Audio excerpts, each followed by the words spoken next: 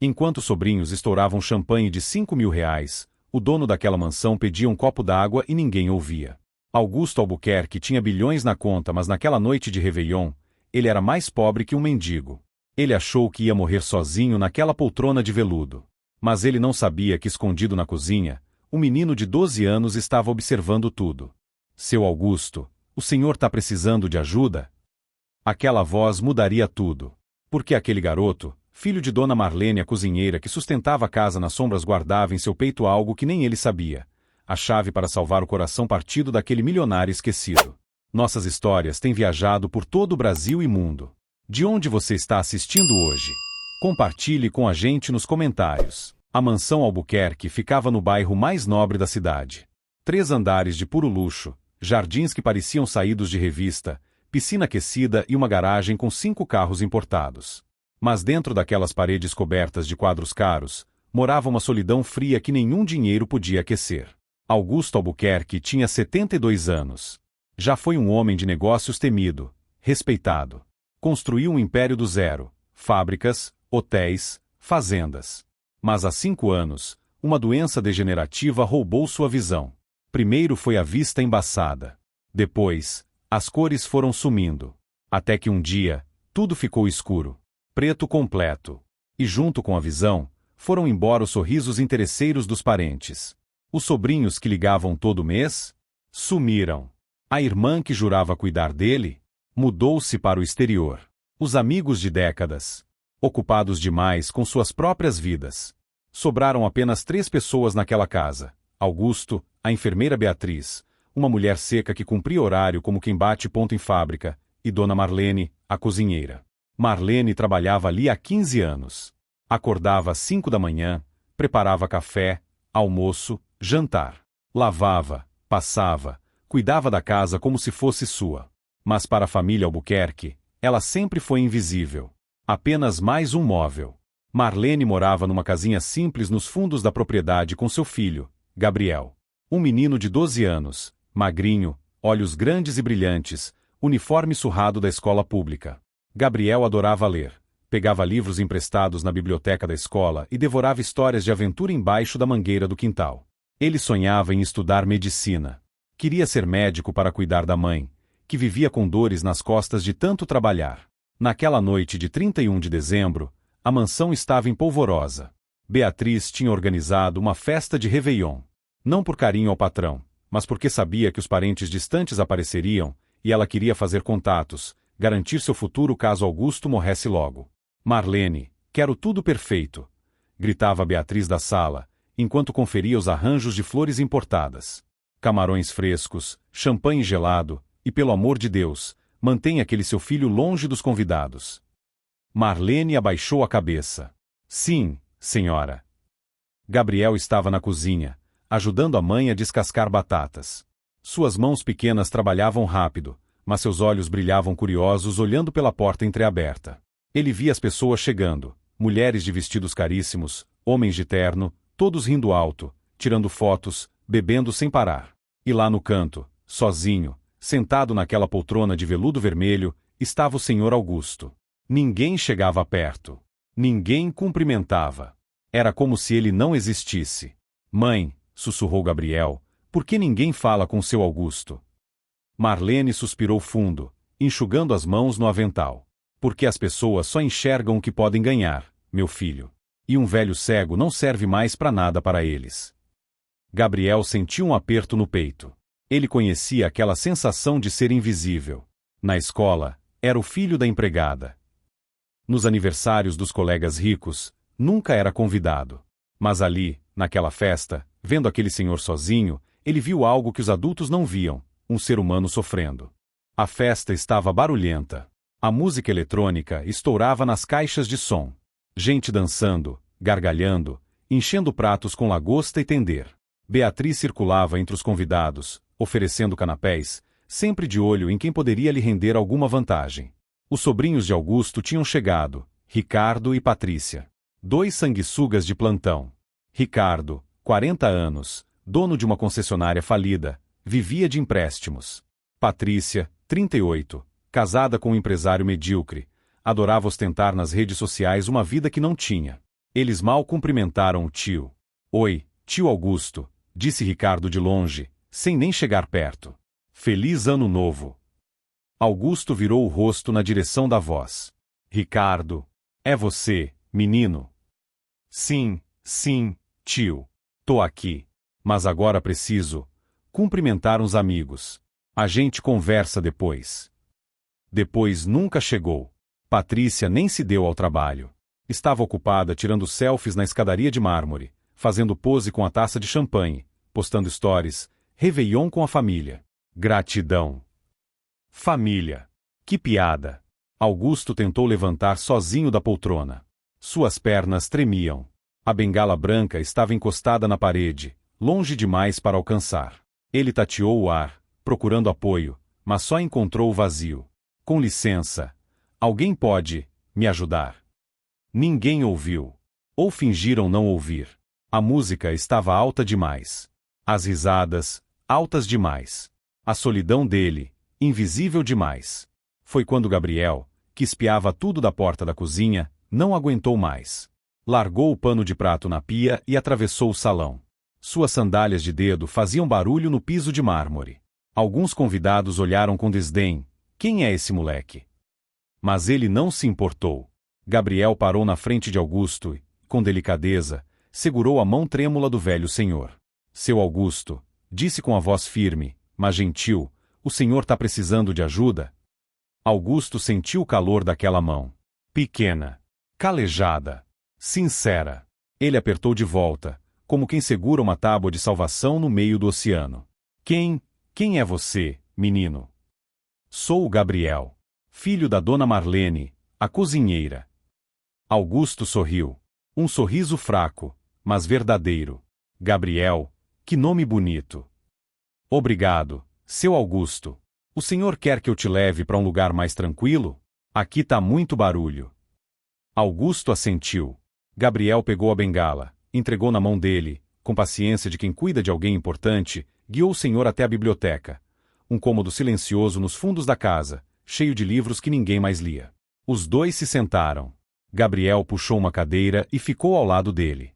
Sabe, Gabriel, faz muito tempo que alguém me trata como gente. O menino não sabia o que dizer. Então só segurou a mão dele de novo. E ficaram ali, em silêncio, enquanto lá fora a festa continuava sem eles. Mas o que nenhum dos dois sabia era que aquele momento, aquele simples gesto de bondade, estava plantando uma semente que mudaria ambos para sempre. Gabriel e Augusto ficaram na biblioteca por quase 1 hora. O menino, curioso, começou a perguntar sobre os livros nas estantes.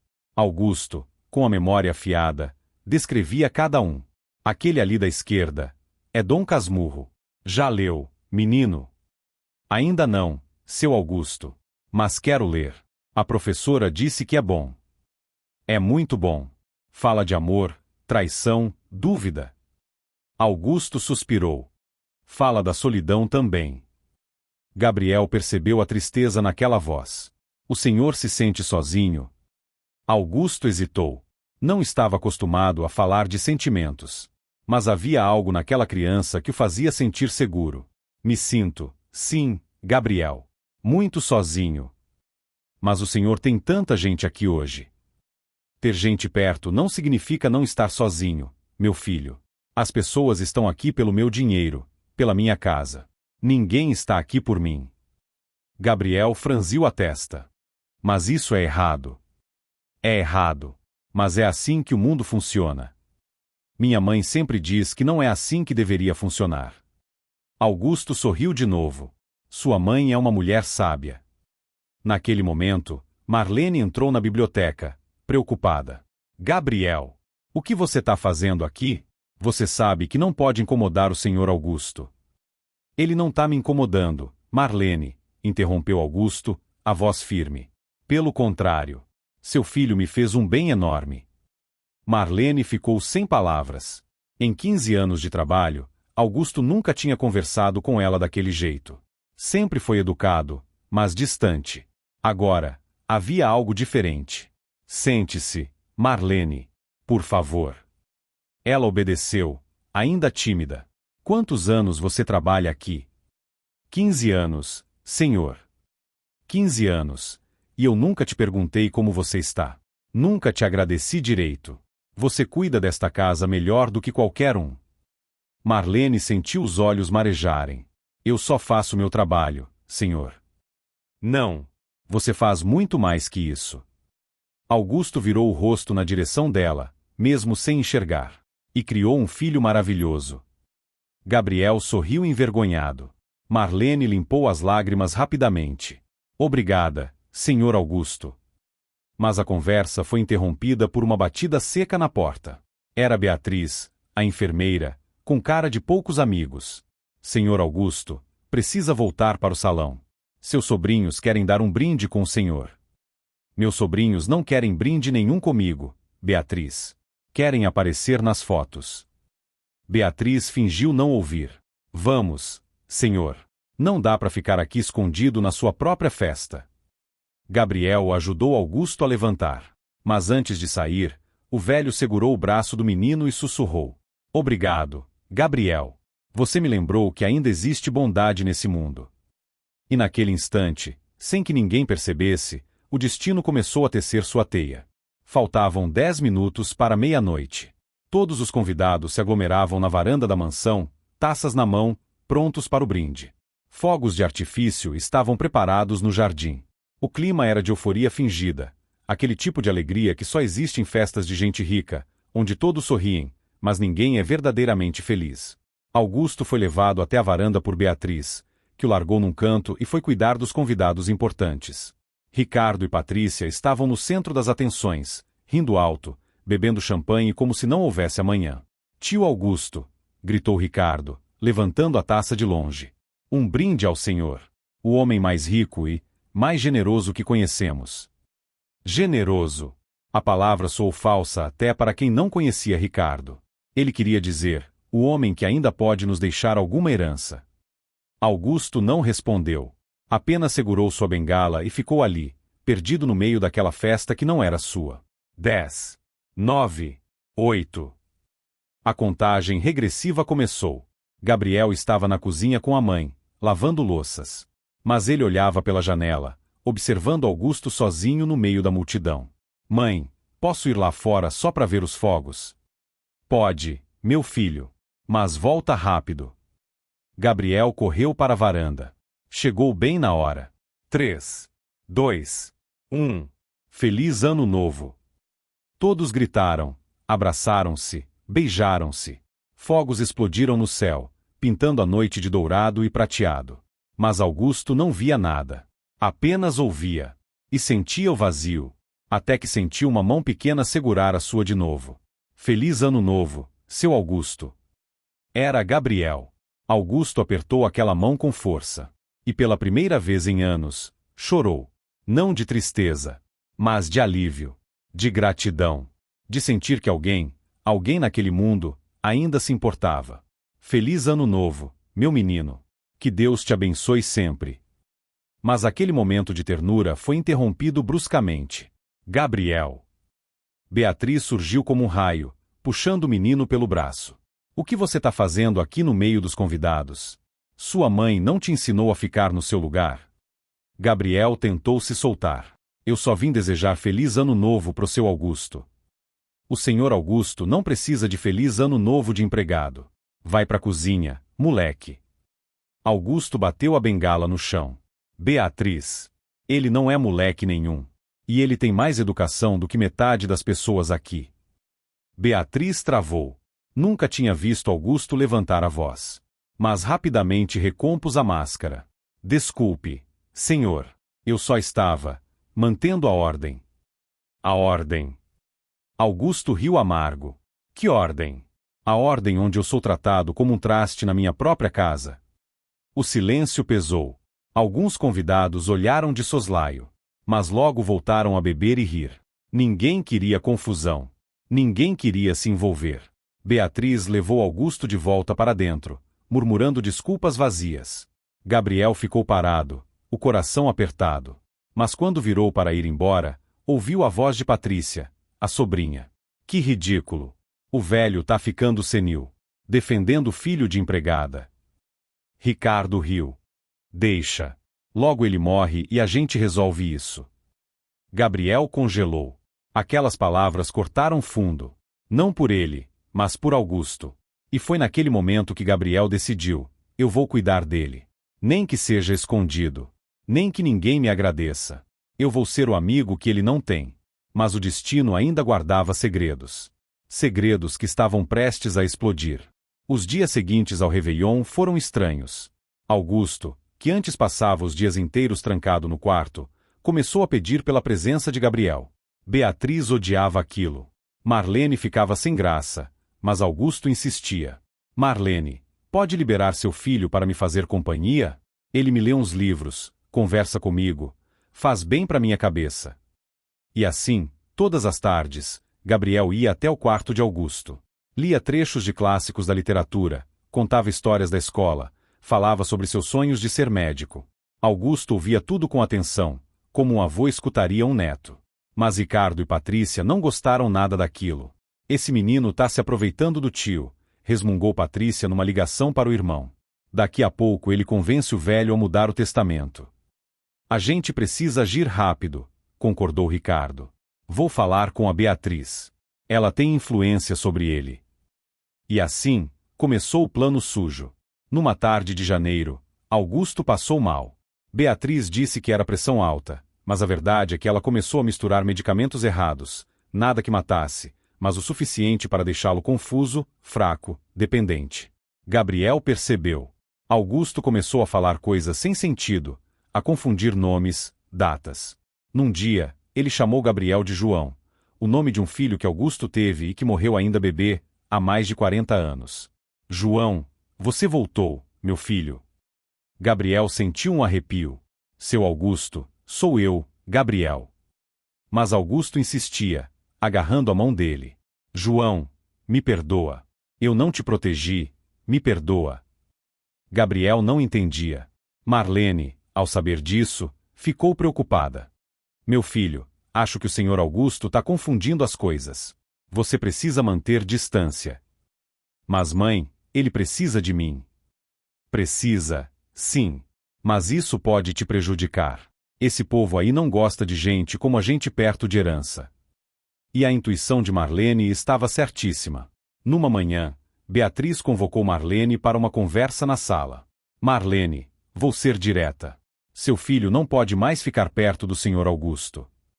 Mas, o senhor Augusto pediu. O senhor Augusto está senil. Não sabe o que pede.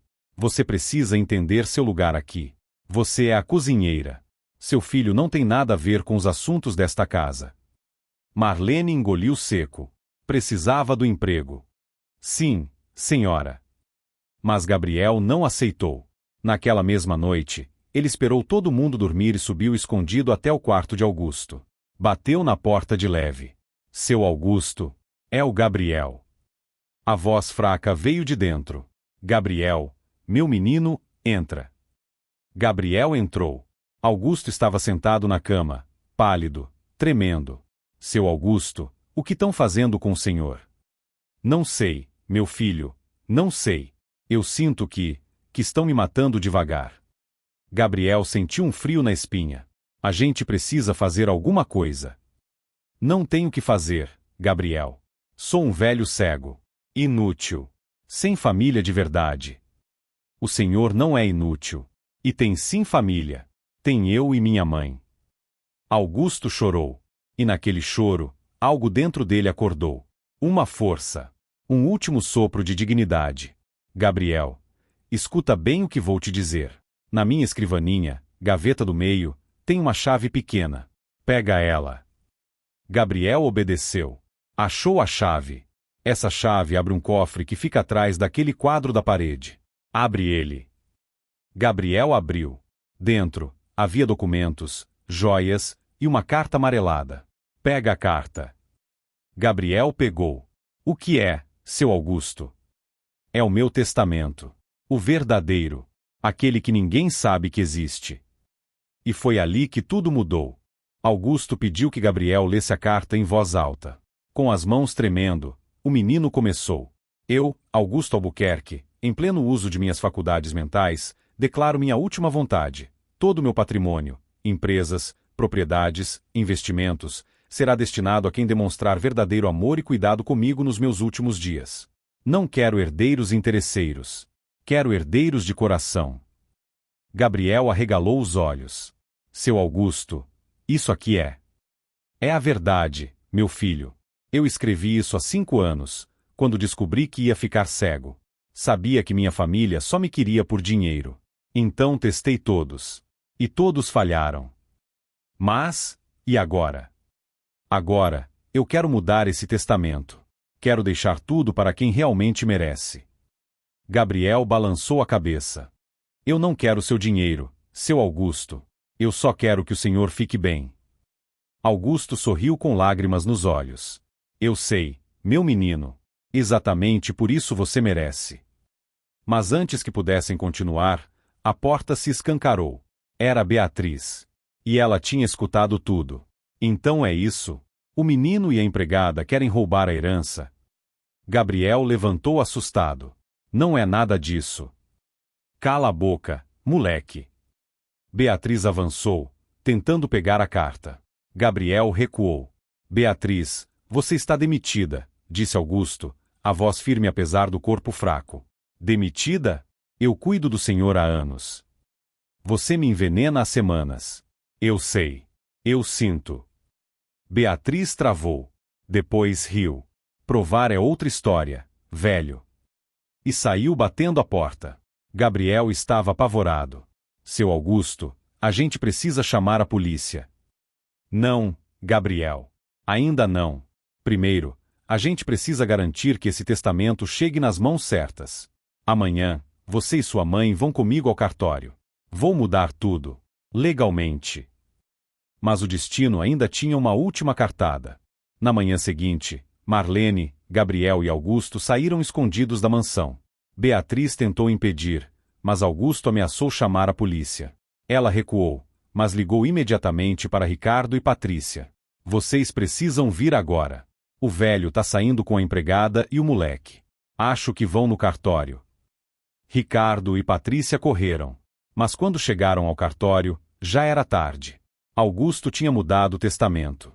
50% de todo o patrimônio para Gabriel Monteiro da Silva, para ser usado em sua educação e futuro. 50% para Marlene Silva, em reconhecimento por anos de dedicação e honestidade. Ricardo explodiu. Isso é absurdo. Esse testamento não vai valer. Vou processar.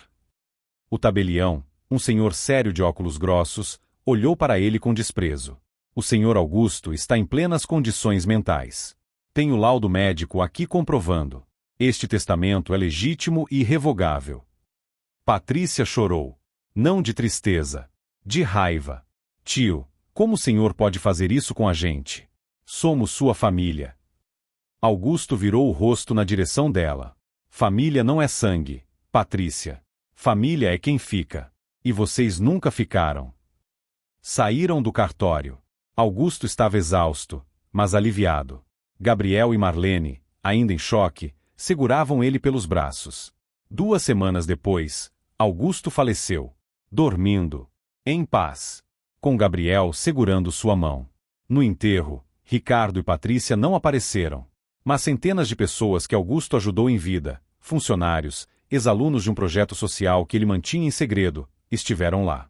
E Gabriel, com lágrimas nos olhos, depositou uma rosa branca no caixão e sussurrou. Obrigado por me ensinar que bondade vale mais que ouro, seu Augusto. Gabriel formou-se médico aos 28 anos. Especializou-se em oftalmologia, para cuidar de pessoas que perderam a visão, como Augusto perdeu. Marlene nunca mais precisou trabalhar como cozinheira. Abriu uma pequena pousada e vivia feliz, servindo café da manhã para hóspedes que viravam amigos. A mansão Albuquerque foi transformada num instituto de apoio a crianças carentes. Gabriel fez questão disso. Seu Augusto queria que esse lugar fosse cheio de vida, de amor. Ricardo e Patrícia tentaram processar, mas perderam. A justiça reconheceu a legitimidade do testamento. Hoje, vivem de favores, amargos, presos na própria ganância. E toda vez que Gabriel salva a visão de um paciente, ele olha para o céu e agradece. Porque ele aprendeu que, às vezes, a vida coloca pessoas cegas na nossa frente. E não é a visão delas que precisamos curar. É a nossa. A capacidade de enxergar o que realmente importa. Se essa história te emocionou, se você acredita que ainda existe bondade nesse mundo, deixe seu like. Compartilhe para que mais pessoas vejam. E nos comentários, conta, você já ajudou alguém sem esperar nada em troca? Nossas histórias são sobre gente como você. Gente que ainda acredita no bem. Até a próxima. E lembre-se, o mundo dá voltas. E o bem sempre, sempre vence.